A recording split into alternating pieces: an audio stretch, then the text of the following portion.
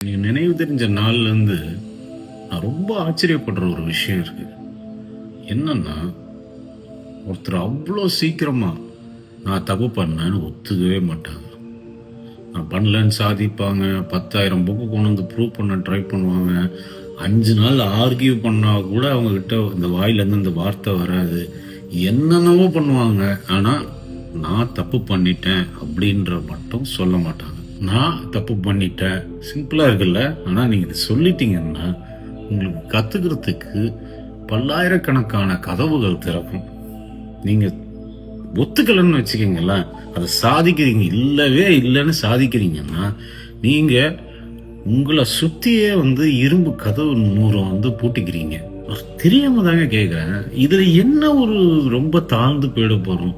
நான் தப்பு பண்ணிட்டேன்ற சொல்றதுல நீங்க இன்னொருத்தர் பார்வையில ரொம்ப ஆக்சுவலா உயர்ந்து போறீங்க. தெரியுங்களா?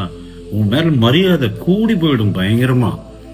தப்பு பண்ணலன்னு சாதிச்சுட்டு இருக்க, ஐயா இவன் ஒத்துக்க மாட்டான்ப்பா அந்த ஆளு அப்படின்னு ரொம்ப கீழே போயிடுவீங்க. நான் சொன்னா நம்ப மாட்டீங்க.